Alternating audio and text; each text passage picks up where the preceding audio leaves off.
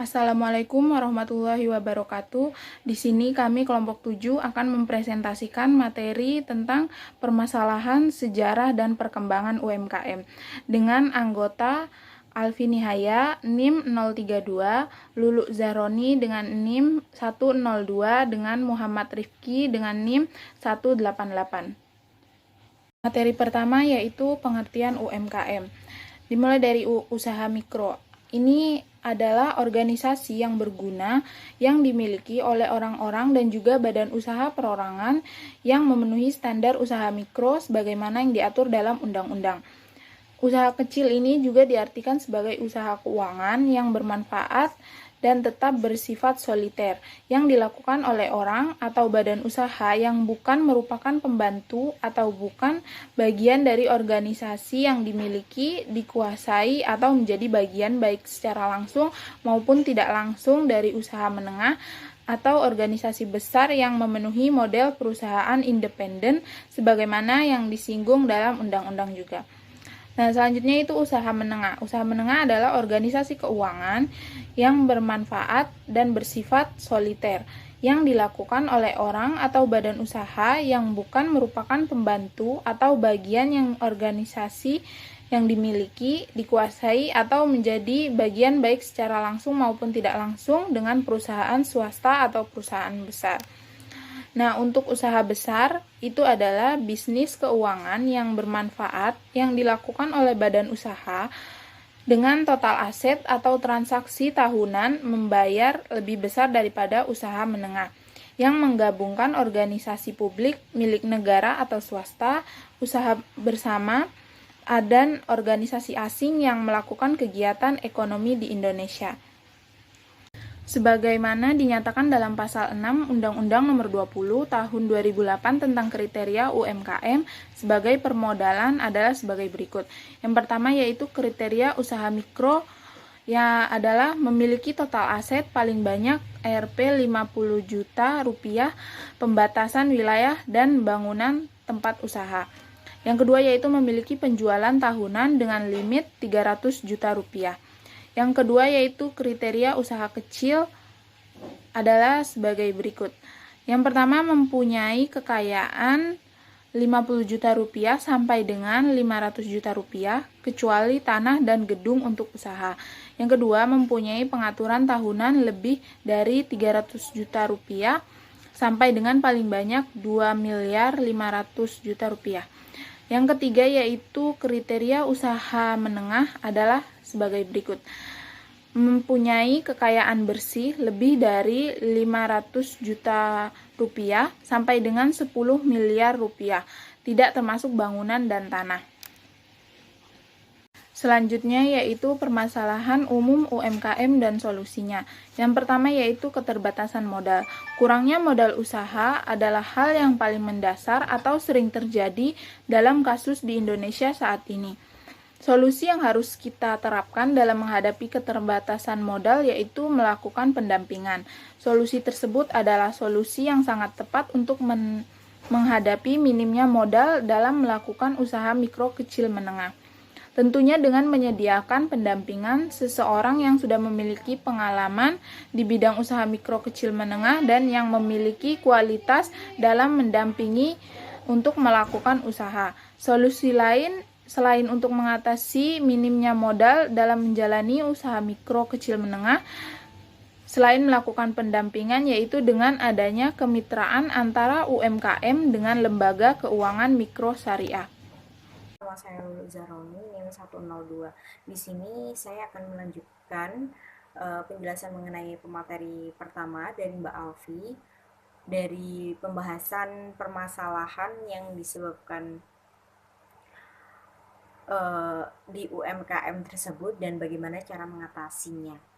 Nah, yang kedua yaitu sumber daya manusia dan manajemen, di mana hal tersebut itu menjadi kendala dalam melaksanakan usaha mikro kecil menengah, di mana hal tersebut itu mengakibatkan kesiapan dan mental wirausaha tidak cukup kuat dalam meningkatkan usahanya. Nah, lemahnya sumber daya saing dan peluang pasar juga sangat berpengaruh sekali menjadi kendala dalam UMKM tersebut. Solusi yang dilakukan yaitu meningkatkan sumber daya manusia dan manajemen tersebut dengan cara memperbanyak membaca dan mengikuti perkembangan zaman di era digital sekarang. Solusi lain selain hal tersebut yaitu dengan cara bergabung di suatu komunitas di mana ketika bergabung tersebut akan mendapatkan banyak ilmu dan pengetahuan mengenai praktek yang berkembang di zaman saat ini. Yang ketiga yaitu kurangnya inovasi produk, di mana para wirausaha itu kesulitan dalam mengembangkan inovasi produk baru. Kendala tersebut itu sering terjadi akibatnya banyak wirausaha lain yang melakukan plagiasi atau menjiplak. Nah, mengapa hingga saat ini produk itu mampu bersaing menembus pasar secara internasional masih terbilang sangat sedikit, dikarenakan hal tersebut para wirausaha itu sulit melakukan inovasi baru dalam mengembangkan produknya.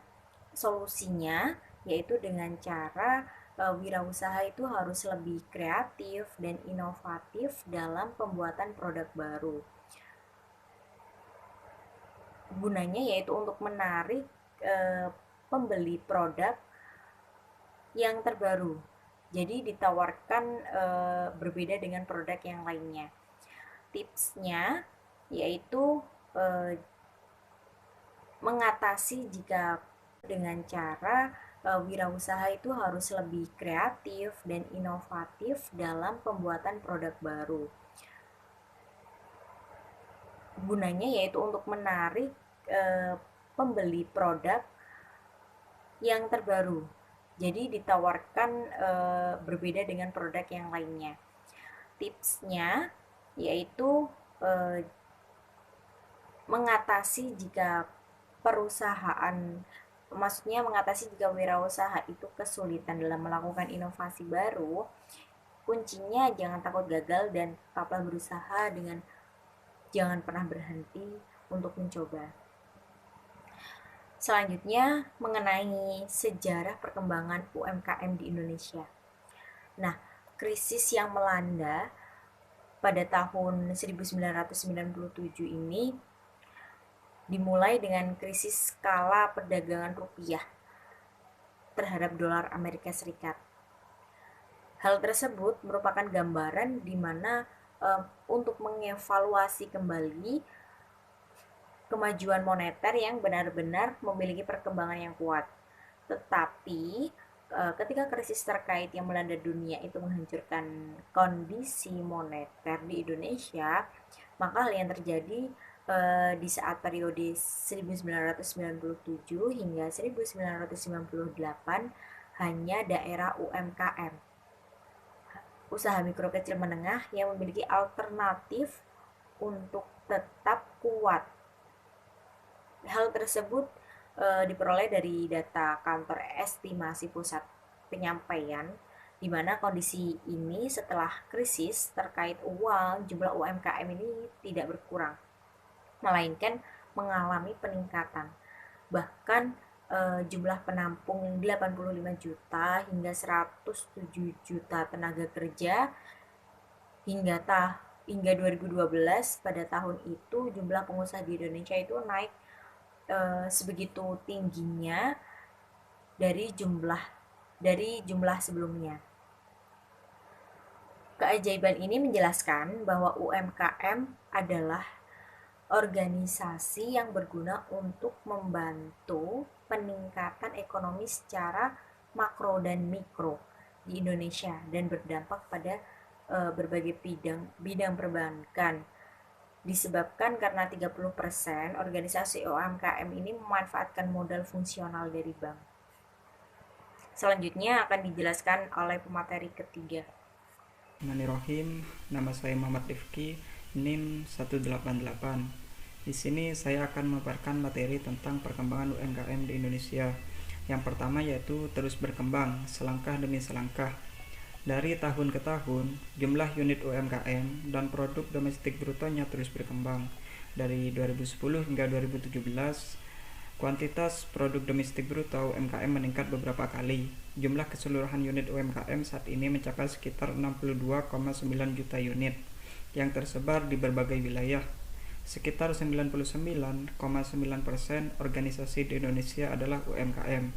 Yang kedua yaitu mendukung perkembangan ekonomi. Karena UMKM memiliki siklus pertukaran yang cepat dan barang-barang mereka pada umumnya akan langsung diidentifikasi dengan kebutuhan primer daerah setempat, jadi sangat mendukung terhadap perkembangan ekonomi. Yang ketiga yaitu menjadi pengaman di saat krisis ekonomi. Tidak hanya dalam keadaan normal, UMKM juga menjadi pelindung di tengah keadaan darurat. Misalnya pada keadaan darurat moneter pada tahun 98 dan 2008. Dalam dua keadaan darurat tersebut, UMKM bahkan dapat memanfaatkan bahan baku dalam negeri untuk mendapatkan keuntungan. Yang keempat, dapat menyerap tenaga kerja. Nah, UMKM juga terbukti memiliki pilihan untuk menyerap tenaga kerja, yang merupakan 97% dari seluruh angkatan kerja nasional, dan memberikan hampir 98% menyediakan lapangan kerja. Ini menyiratkan bahwa UMKM dapat membantu masyarakat sekitar dengan berguna dan mengurangi tingkat pengangguran dan kemiskinan. Nah, yang kelima yaitu untuk bidang usaha, terdapat 3 bidang usaha non pertanian yang menguasai perekonomian masyarakat sesuai evaluasi ekonomi 2016. 3 bidang usaha tersebut adalah pedagang besar dan eceran, total 46,17%, akomodasi dan penyedia makanan dan minuman seperti restoran, kafe, dan catering adalah 16,53%. Dari usaha pengolahan, khususnya kegiatan mengubah bahan mentah menjadi barang setengah jadi atau barang jadi, sebesar 16,53%. Itu menyiratkan bahwa betapa besarnya UMKM yang ada di Indonesia. Yang keenam yaitu penerimaan untuk subsidi. Meski kemajuan UMKM terus berkembang, namun pelaku UMKM secara reguler masih menghadapi berbagai kendala. Salah satunya dari segi pembiayaan. Hanya 19,4% UMKM yang mendapat pembiayaan perbankan. Hal ini dikarenakan informasi tentang keuangan dan pembiayaan UMKM itu sendiri masih rendah. Yang ketujuh yaitu tentang digitalisasi. Nah, teknologi dapat membantu bisnis dengan orang-orang untuk mendorong bisnis mereka untuk bersaing dan mendominasi. Tapi di UMKM hanya 13% yang terkait dengan pasar komputerisasi. Yang ke-8 yaitu metodologi pemerintah. Beberapa aturan telah diberikan oleh pemerintah untuk melindungi UMKM, antara lain Undang-Undang 1945 yang merupakan landasan hukum dasar di Indonesia, pasal 5 ayat 1, pasal 20 dan pasal 27 ayat 2, pasal 33 Undang-Undang Nomor 9 Tahun 95, Deklarasi Permusyawaratan Rakyat Republik Indonesia Nomor 18 MPR RI 98 tentang politik ekonomi. Dalam rangka demokrasi ekonomi, usaha mikro kecil dan menengah harus diberdayakan sebagai bagian pokok perekonomian rakyat yang mempunyai kedudukan, pekerjaan, dan potensi strategis untuk mewujudkan perekonomiannya. Selanjutnya yaitu sejarah dan perkembangan UMKM di Asia Tenggara. Keberadaan UMKM pada suatu negara pasti tidak dapat dihindarkan. Kesadaran dan keinginan dari warga di setiap negara untuk dapat berinovasi dan memiliki usaha sendiri semakin tinggi, walaupun memiliki banyak kendala seperti keterbatasan dari segi modal, pemasaran, pengelolaan, dan keterbatasan dalam kemampuan mengakses informasi pasar maupun jangkauan pasar. Namun, hal itulah yang membuat UMKM semakin berkembang di setiap negara di Asia. Di Asia Tenggara contohnya sendiri adalah dengan lalu lintas perekonomian yang banyak, mulai dari aliran perdagangan barang, jasa, investasi, hingga UMKM banyak dibantu dengan adanya Masyarakat Ekonomi ASEAN (MEA) atau biasa disebut dengan Pasar Bebas ASEAN, dibentuk untuk menjadikan perekonomian di ASEAN menjadi lebih maju dibandingkan dengan sebelumnya. Nah, tujuan dibentuknya MIA ini adalah untuk menjadikan kawasan Asia Tenggara sebagai kawasan dengan satu kesatuan yang memperbolehkan setiap negara anggota untuk melakukan lalu lintas perdagangan antar negara, seperti setiap negara bebas memasarkan produk yang dimiliki dan berkompetensi secara langsung. Keuntungan untuk negara yang sudah siap mempersiapkan MIA yaitu dapat meningkatkan daya kompetitif dan persaingan ekonomi antar negara, serta membantu negara-negara Asia Tenggara dalam meratakan pertumbuhan ekonominya. Nah, jadi dengan adanya MIA ini menandakan berkembangnya UMKM yang ada di Asia Tenggara. Mungkin itu saja dari kelompok kami, kurang dan lebihnya mohon maaf. Assalamualaikum warahmatullahi wabarakatuh.